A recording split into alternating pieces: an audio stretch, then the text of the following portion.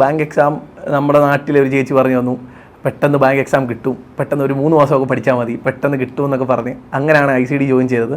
ഇപ്പോൾ ഏകദേശം ഒരു 1.5 വർഷമായി. എന്നെക്കൊണ്ട് ഇത് പറ്റുമോ? ഒരു 3 ദിവസം ലീവ് എടുത്തിട്ട് തിരിച്ചു വരുമ്പോഴേ ഒരു ഫ്രഷായിട്ട് പുതിയതായിട്ട് തുടങ്ങുന്ന പോലെയായിരുന്നു എപ്പോഴും ഫീൽ ചെയ്യുന്നത്. പിന്നെ ഇപ്പോൾ മനസ്സിലായി ഇത് 6 മാസം കൊണ്ടല്ല, നല്ല കൺസിസ്റ്റൻ്റായിട്ട് പഠിച്ചാലേ കിട്ടുള്ളൂ. നമസ്കാരം, എൻ്റെ പേര് ഹരിശങ്കർ. ഞാൻ നൂറിനാട് എന്ന് പറഞ്ഞ സ്ഥലം, ആലപ്പുഴ ജില്ലയിലെ അവിടെ നിന്നാണ് വരുന്നത്. ഞാൻ ഒരു സിവിൽ എഞ്ചിനീയറാണ്. 2021 പാസ് ഔട്ടാണ്. Sreebuddha college of engineering Pattoor, അവിടെ നിന്നാണ് പഠിച്ചത്. അത് കഴിഞ്ഞ് എനിക്കിപ്പോൾ കർണാടക ബാങ്കിൽ ക്ലർക്കായിട്ട് ജോലി കിട്ടി. ബാങ്ക് എക്സാം നമ്മുടെ നാട്ടിലെ ഒരു ചേച്ചി പറഞ്ഞു തന്നു, പെട്ടെന്ന് ബാങ്ക് എക്സാം കിട്ടും, പെട്ടെന്ന് ഒരു 3 മാസമൊക്കെ പഠിച്ചാൽ മതി, പെട്ടെന്ന് കിട്ടും എന്നൊക്കെ പറഞ്ഞ് അങ്ങനെയാണ് ICD ജോയിൻ ചെയ്തത്. കാരണം അതിന് മുമ്പ് PSC SSC അങ്ങനെ ഒരു ഫോക്കസ് ഇല്ലാതായിരുന്നു പോകുന്നത്.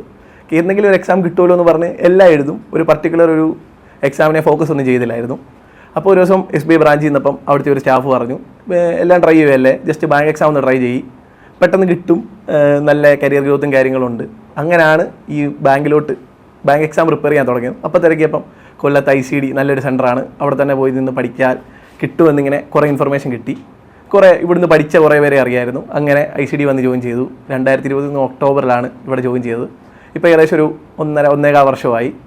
അപ്പോൾ ആദ്യമൊക്കെ തുടങ്ങുമ്പം എനിക്ക് പ്രത്യേകിച്ച് അങ്ങനെ ബേസായി അങ്ങനെ കാര്യങ്ങളൊന്നുമില്ല. ഞാൻ ഈ PSC പഠിച്ചുകൊണ്ട് മാത്സും റീസണിങ്ങും ഒക്കെ ഒട്ടും സ്പീഡിലായിരുന്നു, ഒന്നും അറിയില്ലായിരുന്നു. അപ്പോൾ ആദ്യം ക്ലാസ്സിൽ വരുമ്പോഴേ ഒരു മാസം ഭയങ്കര പാടായിരുന്നു. കാരണം നല്ല സ്ലോ ആയിരുന്നു. എല്ലാവരും ചെയ്യുമ്പോൾ എനിക്ക് ചെയ്യാൻ പറ്റിയില്ല, ഒരു ഇൻസെക്യൂരിറ്റി ഫീൽ ചെയ്യുമായിരുന്നു.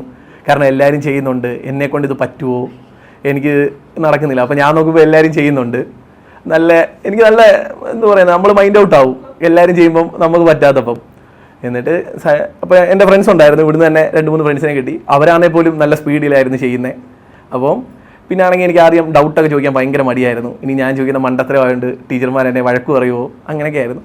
പയ്യെ ഇവിടെ ആദ്യത്തെ ക്ലാസ് ഒന്നും ഞാൻ മിസ്സാക്കിയിട്ടില്ല. തുടക്കത്തെ അത് നല്ല ഫണ്ടമെൻ്റൽ ബേസിക് തൊട്ടേ ഇവിടെ എന്തായാലും പഠിപ്പിക്കും. അതാണ് ഇവിടുത്തെ ഒരു മെയിൻ എന്ന് പറഞ്ഞാൽ. കാരണം ഒരു ബേസും ഇല്ലാതെ ഇവിടുന്ന് വന്നിട്ട് ജസ്റ്റ് ബേസ് ബിൽഡ് ചെയ്ത് ഇവിടുത്തെ മെറ്റീരിയൽ തന്നെ ഏകദേശം ബേസ് ക്ലിയർ ആവും. ലൈബ്രറി അത്രത്തോളം മെറ്റീരിയൽ ഉണ്ട്. അപ്പോൾ ഞങ്ങൾ ക്ലാസ് കഴിഞ്ഞിട്ട് ലൈബ്രറിയിൽ പോയിരുന്ന് മെറ്റീരിയൽ എടുത്ത് ചെയ്യുമായിരുന്നു. പിന്നെ എനിക്ക് മനസ്സിലായി ഡൗട്ട് ചോദിക്കുന്നത് അത്ര പന്നക്കാര്യമല്ല, നമുക്ക് നല്ല വൃത്തിക്ക് പറഞ്ഞു തരാൻ ഇവിടെ ടീച്ചർമാരുണ്ട്, നമ്മൾ ചോദിക്കാത്തതിൻ്റെ പ്രശ്നമാണെന്ന്. അങ്ങനെ ഞാനും കൂട്ടുകാരെല്ലാവരും കൂടെ ചെന്ന് ഡൗട്ട് ചോദിക്കുമായിരുന്നു. ക്ലാസ് കഴിഞ്ഞ് ലൈബ്രറി ഇരുന്ന് പഠിക്കുമായിരുന്നു. അങ്ങനെയാണ് ഇതിനൊരു ബേസൊക്കെ കിട്ടിയത്.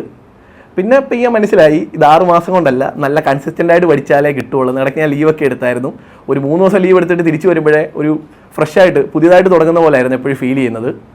അങ്ങനെ എന്നാലും ഒരുപാട് ICD ഒരുപാട് സപ്പോർട്ട് ചെയ്തിട്ടുണ്ട് ടീച്ചർമാരും. അതുപോലെയായിട്ട് ഞങ്ങൾ കമ്പൈൻ സ്റ്റഡി ചെയ്തിട്ട് അങ്ങനെ കുറേ കിട്ടിയിട്ടുണ്ട്. കാരണം എനിക്ക് അവിടുന്ന് ചോദിക്കാൻ പറ്റാതെ എനിക്ക് കൂട്ടുകാരുടെ ഇടയ്ക്ക് ഇച്ചിരി കൂടെ കംഫർട്ടായതുകൊണ്ട് ഇവിടെ ലൈബ്രറി ഉള്ളതുകൊണ്ട് ഞാൻ അങ്ങനെ ചോദിച്ച് കുറേ പഠിച്ചിട്ടുണ്ടായിരുന്നു. എന്നെ ഒരുപാട് സഹായിച്ചിട്ടുണ്ട് ടീച്ചർമാരായാലും കൂട്ടുകാരായാലും. അങ്ങനെയാണ് ഇത് പ്രിപ്പയർ ചെയ്യാൻ തുടങ്ങിയത്. ആദ്യം പ്രിലിംസും കിട്ടുന്നില്ലായിരുന്നു. പയ്യെ പ്രിലിംസ് കിട്ടി തുടങ്ങി.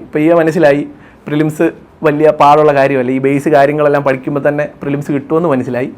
പിന്നെ മെയിൻസ് ആയിരുന്നു ഫോക്കസ്. GA പഠിക്കാൻ നല്ല പാടായിരുന്നു. കാരണം നമുക്ക് പഠിക്കുമ്പോൾ അത്രയ്ക്ക് ബോറാണ് GA പഠിക്കുമ്പോൾ തുടക്കം. പിന്നെ പയ്യെ പഠിച്ചു വായിച്ചു. കാരണം PSC നേരത്തെ പഠിച്ചതിൻ്റെ കൊണ്ടായിരിക്കാം ചിലതൊക്കെ കാണാതെ പഠിക്കാൻ പറ്റുന്നുണ്ടായിരുന്നു. അങ്ങനെ പയ്യെ GA പഠിച്ചു തുടങ്ങി.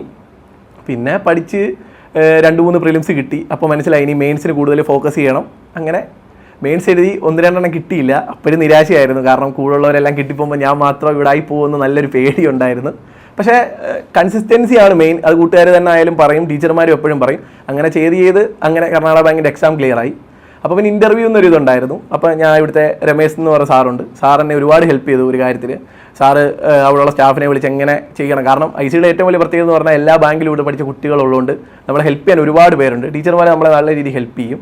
അപ്പം സാർ എങ്ങനെ ഇൻ്റർവ്യൂവിന് പ്രിപ്പയർ ചെയ്യണം എന്ന് നല്ല വൃത്തിക്ക് പറഞ്ഞു തന്നു. പിന്നെ ഇവിടുന്ന് മെറ്റീരിയൽസും തന്നായിരുന്നു. അങ്ങനെ ഇൻ്റർവ്യൂവിന് പഠിച്ചു, ദൈവം സഹായിച്ച് കിട്ടി. എനിക്ക് പറയാനുള്ളതെന്ന് വെച്ചാൽ തുടക്കമൊന്നും ലീവ് എടുക്കാൻ, എന്തൊക്കെ വന്നാലും ലീവ് എടുക്കരുത്. ഒരു 6 മാസം ബേസിക് ബിൽഡ് ചെയ്യുന്ന സമയത്ത്. കാരണം അതാണ് നമ്മുടെ ഫണ്ടമെൻ്റൽ ഇത് ബിൽഡ് ചെയ്യുന്നത്. അത് കഴിയുമ്പോൾ ലീവ് എടുക്കാതിരിക്കുന്നതാണ് ഏറ്റവും നല്ലത്. ഇത് കൺസിസ്റ്റൻ്റായിട്ട് ചെയ്താൽ ഉറപ്പായിട്ടും കിട്ടും. കാരണം ഇത് പുതിയതായിട്ടൊരു സംഭവമല്ല, ചെയ്ത് അങ്ങനെ നമ്മുടെ പ്രാക്ടീസ് കൊണ്ട് മാത്രം കിട്ടുന്നൊരു സംഭവമാണ്. അപ്പോൾ എല്ലാവരും നല്ലപോലെ പഠിക്കുക.